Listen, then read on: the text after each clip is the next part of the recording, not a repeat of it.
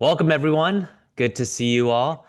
My name is Jason. Joining me is Nishant. And today, for our Maven Lightning lesson, we are here to talk about how do you develop executive presence through improv comedy? A skill that is powerful and underrated. So let's get to it. Quick bios. This is me. Basically, after college, was in the advertising media marketing business. And in 7 years, I went from assistant media planner, managing 0 people, to VP, managing an org of 40, $400 million plus in marketing budget, and then a big P&L. I also served on an advisory board for a nonprofit. Then I went to Amazon, was there for almost 5 years. Thought I would be there much longer, but then I decided to take a cliff jump and go to a pre-seed startup where we raised 8 million seed on a PowerPoint deck. And it was a fun roller coaster ride. And now I'm building Level Up with Ethan Evans. And then throughout that time, I also served as a mentor to Techstars and First Round Capital. Entrepreneurs and startups are dear to my heart. And then I help on the advisory council for Harvard Business Review whenever they need me. Okay, Nishant, yours. Yes, hello everyone. My name is Nishant. I work at Apple. I lead Apple's internal bug management platform. Outside of work, I love reading about leadership, career growth, and mental models for software professionals. Nice. That was crisp. I like that, Nishant. Wow. Okay, today's agenda. It's going to be the Not Nishant show because he's the one who's done improv comedy and he's funny. So he's going to take you through how humor commands the room, how he got started with improv comedy, some of the outcomes he's seen from it, the results, very important. And then we're going to open it up to Q&A. You can either raise your virtual Zoom hand and ask your question live or type it in the Zoom Q&A tool and you can vote on others if you want. All right, let's get rolling. Oh, surprise! We have a surprise for everyone because this is about improv comedy. Nishant. Yes, so Jason, do you want to stop sharing the screen so I can look at the screen and look at some of the beautiful people out there? Sure, yeah, yeah. You don't want to see Michael Scott? Sure. Go for it. All right, I am really excited to be here and in front of you folks, and I have some fun stories to share. So here's how the story goes. The other day, I had doctor's appointment. It was late in the afternoon, and I was driving fast. It was a little over speed limit, and then I hear a sound that you don't want to hear when you're going speed limit. Yes, yes, it was caught, and a cop pulled me over. He said, "Scissors." He said, "Papers." I said, "Scissors," and I won. So I drove off. He must have wanted a rematch or something because he was following me for 45 minutes. So while that is happening, I reached Dr. Place. I was an hour late. And as I stepped out of the car, my wife was calling me and I declined the call. Yes, I declined. Well, I reached doctor because I was running late. I was looking at doctor. He was looking at all my reports. He was terrified. I was terrified too, thinking, why is he terrified? He said, son, you have 6 months to live. I told him I couldn't pay the bill. So he gave me another 6 months. After this, I started to leave, going back to my car, and then again my phone rang. Any guess who was calling? Yes, it was my wife again. And this time, I better pick up the call. I picked up the call. She said, if you're not home in 10 minutes, I'm giving the dinner I cooked for you to the dogs. I was home in 5. Hate for anything to happen to that dog. So here I got home in 5. She asked me to reach in 10, right? On the contrary, when your wife says she will be back in 5 minutes, she will be. You don't have to remind her every 15 minutes. No, don't. Don't remind. Well, after reaching home, she asked me if I have seen the dog bowl. I said, I never knew he did. After dinner was finished and my wife was really not in the good mood, she said, "Can you put ketchup on the shopping list?" Now I can't read anything. The look that I got, I just ran to save my life. For the record, I love my wife and we both love our two little daughters. But as she says, she's raising three kids, which I don't disagree. Yes, absolutely. Anyways, I annoyed her a lot that evening. While we were in the bed, she asked me a simple question. She said, "Honey, do you know what's pink and not good for your teeth?" A brick. I said, "Ouch. Good night, honey. I love you." And I slept. I slept like a baby, woke up every 2 hours and cried, thinking my teeth are gone. Well, next morning when I woke up, I was very glad to see all my teeth were intact. I picked up my phone. I saw an email with an amazing subject that I started jumping on the bed. But after reading the entire email, I came back down, not to brag, but I got hired as a fitness model. They are using me as a before picture. While it wasn't a great start to the day, I was just about to leave for office when my 5-year-old daughter asked me a very difficult question. She asked, "Daddy, what did the Pink Panther say when he stepped on that ant?" Dead end, dead end, dead end, dead end, dead end.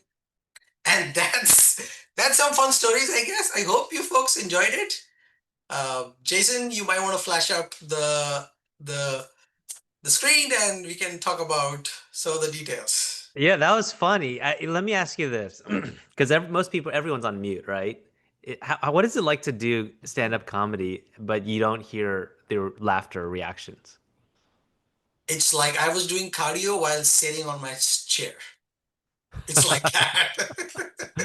You have no Uh, idea that your punches are landing, are people laughing, or it is a pin drop silence.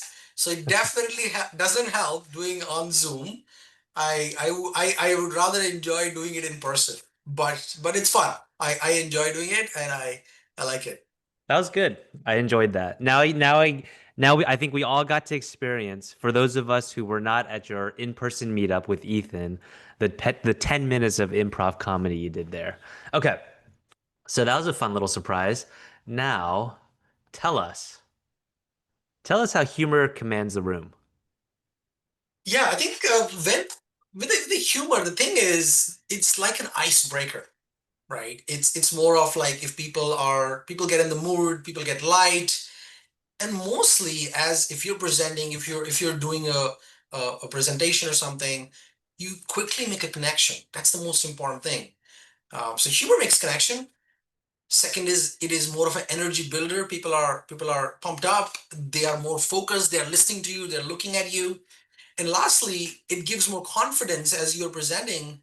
It gives more confidence in the room, and it's just more lively. And believe me, like even if the punches or things doesn't land, being vulnerable and standing there in the room or presenting a big audience, uh, people like to see goof ups, and that's the funny part, right? On the contrary, if you get goofed up and you think, "Oh, what do people think about me?" On the contrary, people think it's funny. So it gives, at least for me, it was more confidence. And of course, there are many more things as humor adds up to those high stakes situations. Well, how about so at the company that you work at, how do you use humor on a daily basis? Very casual, water cooler, or maybe some meetings. How have you incorporated it? Yeah, I mean it's not that just like regular conversations and trying to have fun while having conversation, and it could be as fun as if somebody is uh, having a bad day, just trying to start conversation that burst into a laugh, right? So again, uh, It is those moments that you have to grasp, and it is not a skill that probably can be learned. It is more of, it comes naturally, and you can try to learn it. Over time, it becomes like your second habit. So yeah, the way I kind of do it is just try to find lighter moments in the day, and just trying to take life easy. Do you have a go-to opening or line? No, I have not thought about it. Generally, I just make a joke on myself. Just things like that. I said, you know what, my wife is raising three kids. That's a joke on me. So the best way to make people laugh is joke on yourself. Mm, that's a good one. Open up the vulnerability. Okay. Yes, yes, yes. Okay. Tell us, give us the backstory. How did you get started? Why improv? And then how did you build it into your life? Yeah, that's a great way to segue, right? So I I never really thought in my life that I will be able to do an improv in front of a big audience. So it all started with one of the opportunity I got in my company was hosting all hands for a senior leader, and I was thinking, like, at the same time I was taking Ethan's class, and I read this book which was called Rejection Proof. Jason, you can share the book name in the chat. And that book, the author of the book really taught me one thing is one has to become rejection proof. And what that book says is don't worry about what people are going to think or what they're going to say. Just don't be afraid of seeing rejections. You just go ahead and do it. And I was reading that book, I had this opportunity, and it just struck me like, what if I just did some improv in that all hands? And by the way, that all hands was a big all hands. They were 500 plus people, and I was totally vulnerable. I was thinking, should I do it? Should I not? But then I got a confidence, like, you know what? There's nothing much to lose. I just rather go ahead and just do it. What the worst is gonna happen is my punches are gonna land, and people are just gonna think like, what kind of joke was that? But I just went ahead with it, and it turned out decently well, I believe. And the most importantly, I had fun doing all that, and I kind of felt like, maybe, what, I'm not that of a serious person. I can be funny as well. So that is how my journey started. It was an opportunity. I grabbed it. I tried to do something differently, and it turned out to be pretty well. And even if it would have not turned out well, I think I would have in peace, thinking I tried something new. Sure, it doesn't work. Maybe I'll try something different next time. So being resilient, don't worry about failures. Failures are bound to happen. It's more about how you accept those failures and move on. It's tough. It's difficult at times, but that's where the tenacity and the resilience has to be there. And then there are many forms and types of comedy. How did you choose improv specifically? I never I never thought about it, actually. I never thought about it. It just that I felt like, I in that instance for all hands, it was just like, generally all hands are more of the updates are happening and people are listening. Some people are listening, some people are zoned out. And I felt, the best way to engage people would be like, just have some humors in the middle of the all hands. So I just did that, and I never really went any technical details of, like, all the different types of comedy and things. I even now I don't know. So yeah, I just went ahead with it. I thought I'm gonna put some jokes, but one thing that I remember I did was the jokes has to connect with the audience. Like, if the audience is of one category versus other, your joke should have uh, the meat to it. It should align with the audience, and then it should have a story. So that's what I just felt, and I prepared for those little bit of some of those jokes, and kind of learned through those on how to deliver the punchlines. Okay, so you do this routine in a 500 person plus all hands.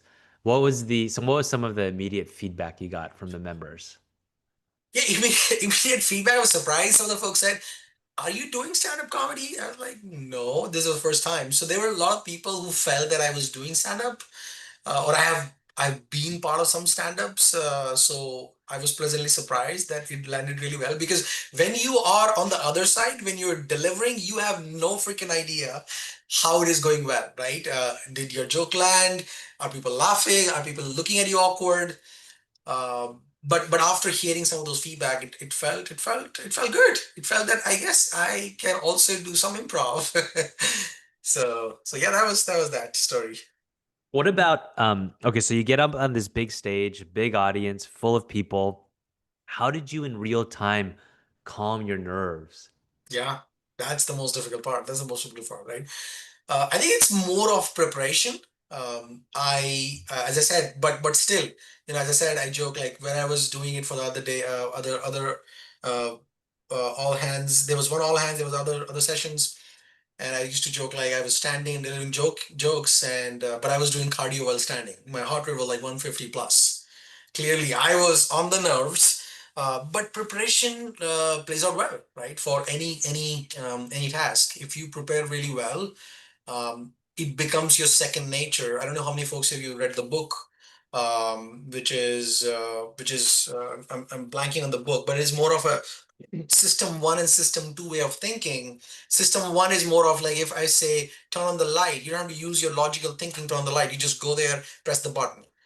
And then if I say multiply 25 by 41, then you use the part of the brain which is logical thinking. I think the book is Thinking Fast and Slow. Exactly. Yes. So I read this concept where if you learn something really well and it goes into your system one thinking, then you don't have to apply much of your brain.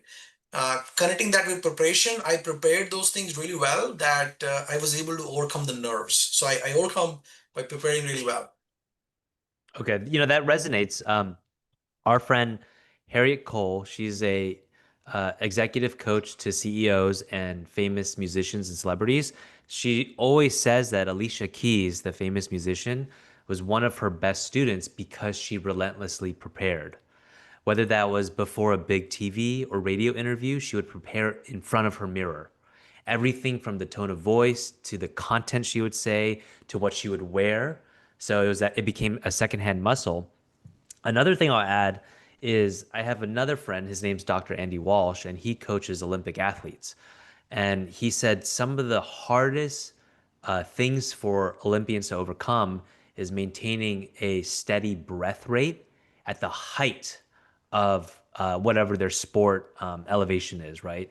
But if they can control that breathing and they practice beforehand, just breathing control, breath work, things like that on a daily basis, that calms the nerves before. So you could do both ways. So preparation before to be confident, and then in the moment, breathing to calm the nerves. Um, okay, let's go on to the next one. There's some good questions here that we'll get to as well. Okay, tell us about the outcomes. You Yeah. kind of hit on it, but tell us more. Yeah, I think outcome as I observe, it really helps in as you connect, right? It really helps you to build your network. People will start remembering you, or people will just say, "Oh, you were the funny guy. I remembered you." And I just joke like, no, so, a lot of people sometimes say that, "Oh, I remember you. You made that joke." So people remember you from the joke, more from the work that you've done. But that's fine. So it helps you build the network, right? You find your own tribe. A lot of people who there were some of the surprises that I got. Like people started. Uh, Giving me feedback that you should do stand-ups more. You have a knack of it. And then people start connecting me some of the other folks who are into stand-ups. So you find your tribe, and you start building a network from there. And then similarly, this really paves the way for relationships, right? As people connect with you, you can build relationships with them, and then you can flourish those relationships that probably would have not happened if this was not there. And then same thing eventually with the network and relationships, it unlocks opportunities, right? It unlocks new opportunities that might just not happen. Now, this is just few of the outcomes that I've seen, and it doesn't really substitute the great work, but it just augments it, right? So these are the few things that I'm observing and I felt while I am walking on this journey. What I love about what you just said is it answers the question, how do I stand out and cut through the noise? because you become known for something and you have a positive reputation, a positive association. It reminds me of a few other examples. Um, we have a friend, his name's Rohan. He's at Airbnb, and he's also known as the bird guy because he's a bird aficionado. He'll travel vast distances to go bird watching to some rare exotic birds. But in his internal product status update emails, at the end is always a bird picture that he took and some fun fact. And to his peers, his manager, and to a lot of senior executives, they now know him as the bird guy, similar to how Nishant is known as the improv comedy witty guy. Um, and what the funny thing is, in some of these internal emails, it's almost always the senior executives who reply. And so we were talking why, and it's because it that type of content stands out and cuts through the mundane day-to-day operations of work. So it creates that positive association. Um, well, Nishant, let us tell us, how did you decide to do the 10-minute surprise stand-up comedy routine at Ethan's in-person meetup? Because, and I'll just preface it for those who don't know. So Ethan appreciates boldness and he appreciates action. And Ethan had no idea this was happening. And this is Ethan's meetup. So Nishant goes up and says, "Okay, I'm going to interrupt this meetup for a few minutes," and then goes into his comedy routine. What made you come up with that idea? Yeah, yeah, that was my, I guess, second or third improv that I did. And the idea was again, surprise and delight. And I felt that it was a meetup for the first time. I was hosting along with my co-host Arjun, and uh, and we were really excited, and we felt like, what, that we should do something different. And I kind of felt this is a great opportunity for me to just be myself, throw out there, be a little vulnerable, and maybe some people might think, what is this? Why is this happening? But my main motivation was just having fun, being that icebreaker, and making the meeting more engaging. Being the host, I just took that on myself to do something different. Yeah, I love it. The call to action here is to seize the moment for everyone because not only did Nishant raise his hand to co-host this meetup, that's one way of sticking out, but then he made it sticky and memorable. Remember, first impressions specifically are very sticky. And this was Ethan's first time meeting Nishant in person. And I can tell you it worked because Ethan called me right afterwards and said, "Oh, this is Nishant guy. He's got it. Like, let's work with him more, right?" Um, and then Santi's putting some in the chat that she was wondering what the heck was going on in the meetup in real time, but it was fun. So put yourself. So I guess there's almost like a three-part recipe here. Nishant developed a valuable skill in improv comedy. He found moments where he can use that skill. So in this case, the Apple All Hands, the Level Up meetup with Ethan, and then he delivered and made an impression. So now he has a positive association. Okay. Uh oh, this side. This side is just Ethan and I have a course on executive presence coming up. I'll paste the link in afterwards, but so you can see later. But let's get to Q&A because there's some good ones. So if you have a live question you want to ask, raise your virtual Zoom hand. We'll call you. If not, let me stop the screen share so we can see everyone. I will check the Q&A and then I will just start. There's some good questions in the chat that I'll call off. Let me see. Okay, If they're the Nishant. hard ones, if the questions Yeah. are hard, Jason, I'm gonna front load you. Well, you're the improv comedy expert, so I will build on whatever you say. Okay, so question here. What are your thoughts on self-deprecating humor versus shock factor? I think the both works. At the end of the day, you have to seize the moment. You have to see the audience. How familiar are you with the audience? Or how familiar audience is with you, right? So depending on that, you can kind of choose. But generally speaking, making a joke on yourself uh, most of the time works. People always because you're making joke on yourself and people don't feel offended. Because you have to be a little bit cautious as well. Like here, I just made a joke with my wife, and in this audience, it seems like fine. But sometimes it might just not feel appropriate, so you have to be cognizant as well.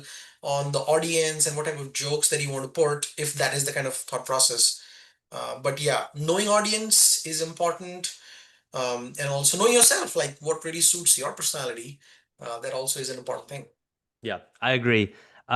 Start with yourself. That's a good foundation, but you go so call out some of the friends or allies you have in the room, knowing that they'll take it lighthearted. Okay, next question, Nishant. Humor when delivering critical feedback. Oh, yeah. Have you seen it help in opening up the other person? That's a tough one. That's a curveball. I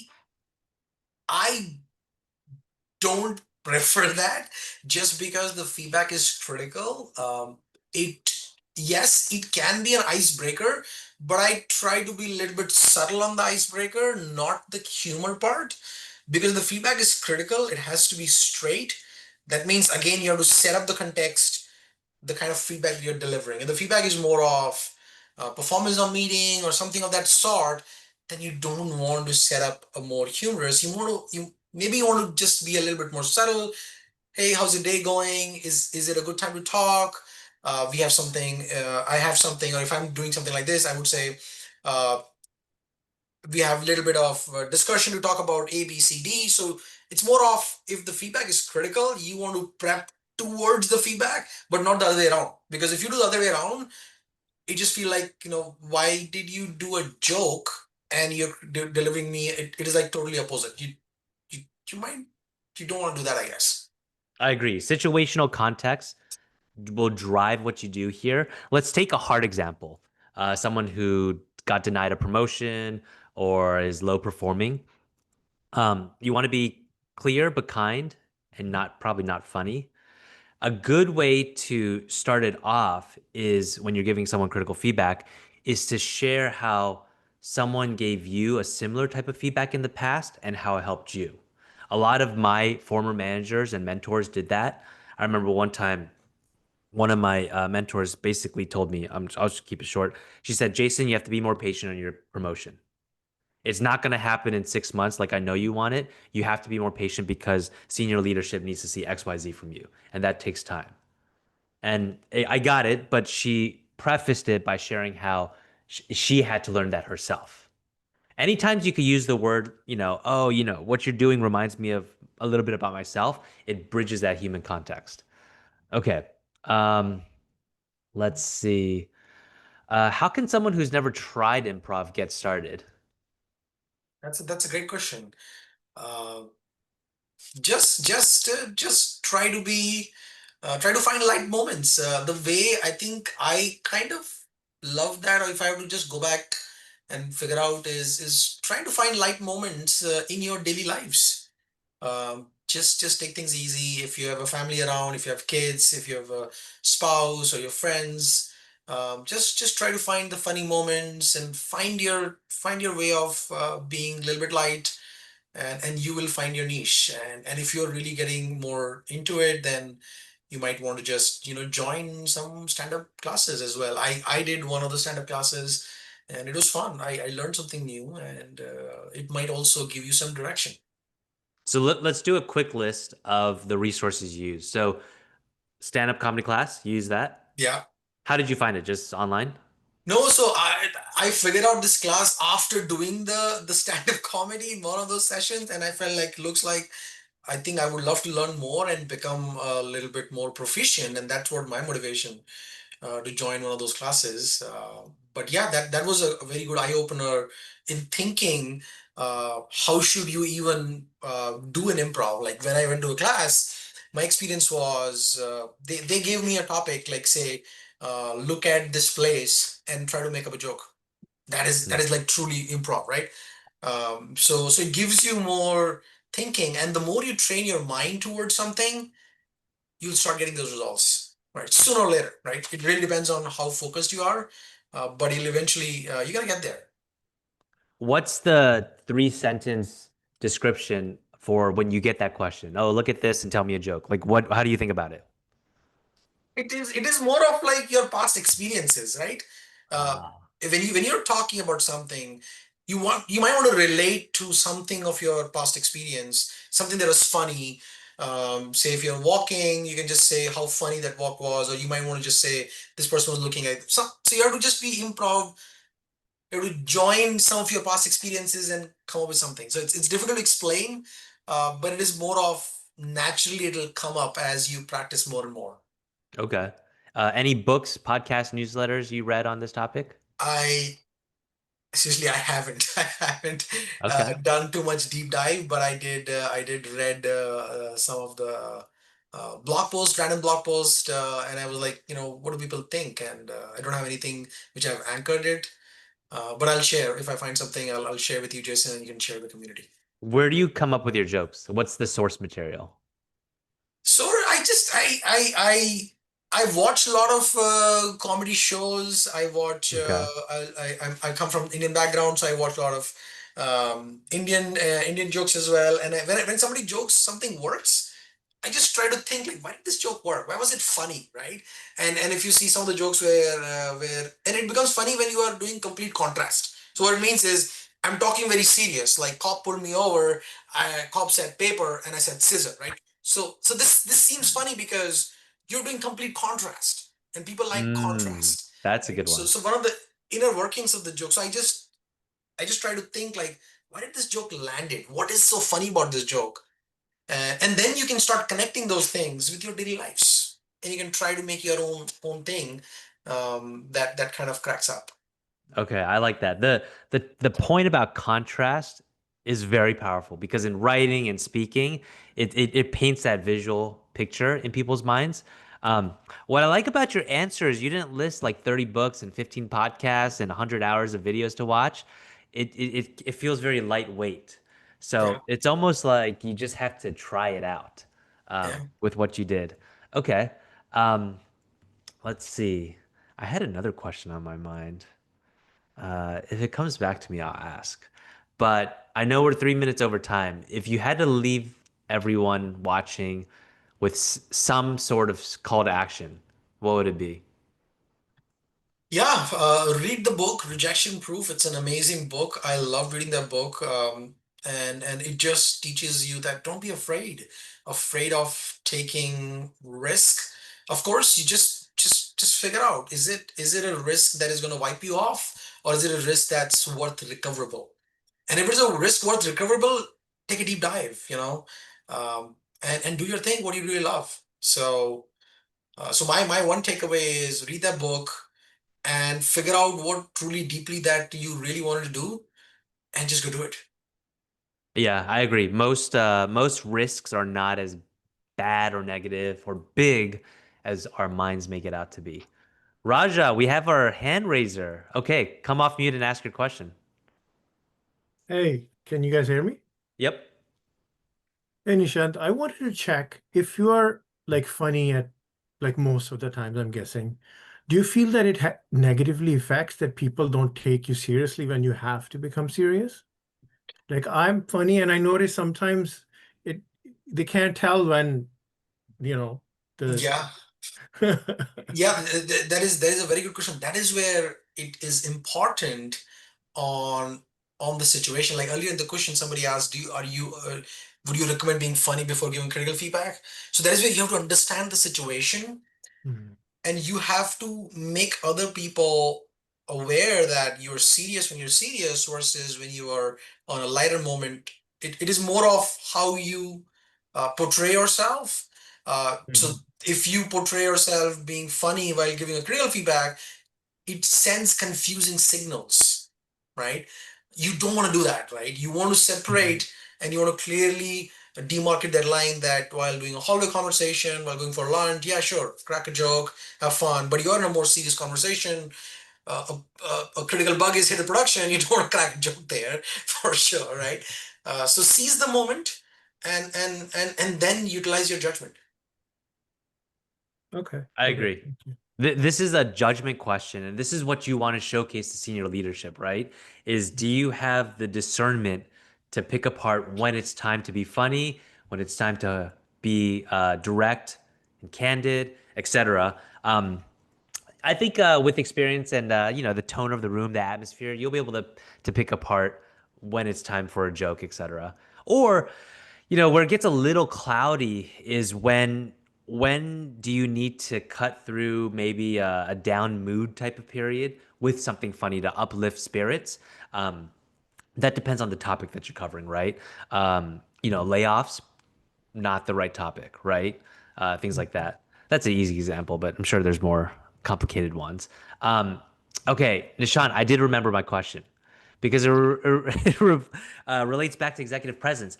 I've seen a step change in you over the 1 to 2 years, but I'm curious, what have you felt has changed in your, let's just call it executive presence? Yeah, I think I'm taking life less seriously than I used to. Let's put it this way.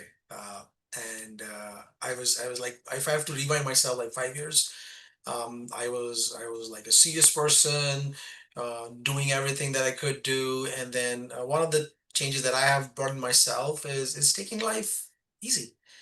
Sure, you're gonna have bad days, you're gonna have good days. It's important to enjoy and embrace them equally. And with these light moments, I feel the life is more fun. Life is more fun. And nowadays, my wife also just jokes me sometimes. My kids like, when you don't crack a joke around, we're not having fun in the home. So you want to be that person which is making the whole room lively and fun. And you don't need to be funny. You just need to be yourself and just make yourself aware. Don't try to hide. I know it's a little bit difficult for the introverts, but try to get your presence felt in one form or shape, because that is important for an executive presence. If you are looking to be a leader, you have to come out and show and be there, right? Maybe if you're an introvert, you might want to work in a different way, but as a leader, you have to be there in front of your team. I'm curious, do you consider yourself an introvert? I think I was introvert. Definitely, I was really shy. But now, as I've tried looking at the life more general, I feel I can talk to anybody now. I can talk to anybody. I can make a relationship. I can be an icebreaker, and I feel less of what would anybody else think. What if they think I'm a dumb? I just do that dummy thing as well. So I don't feel like holding back, thinking if somebody will feel or think that I'm dumb. I just go ahead and do it. That's what I was gonna pinpoint too, is you have made some sort of shift from being highly indexed introvert to not so much anymore. And I think another superpower with this not taking life so seriously is you're able to handle the crisis moments much calmer. And that's a big sign, when you're leading a team or you have peers and things are not Yeah, going that way. Because people look to the level-headed, calm mind in those situations. And I think I've seen it. We've seen it. We've had instances online where yeah. things may not have gone as planned, but you take it for what it is. Okay. This was fun. Let me see. I'm just reading some of the chat questions. Okay. No, I think that was a good session. Yeah, I can share my LinkedIn, and I'll be happy to connect with you all. I don't, Jason, if you have shared already, or do you want me to share? Yeah, go ahead and share it. All right. And Yeah, that's it. I believe. Anything else, Jason? no, okay, call to action for everyone. Pinpoint a skill that you want to develop. Put yourself in these situations where you cannot back out. Raise your hand to help with the all hands, right? Things like that. And then show up and then try to figure out how can you make it somewhat memorable so that people start to associate you with these uh, positive traits or superpowers, if we want to call it. Okay. All right. Thanks, Nishan. Thanks, everyone else. Thanks for the lightning lesson. Thank you, Bye. folks. Take care.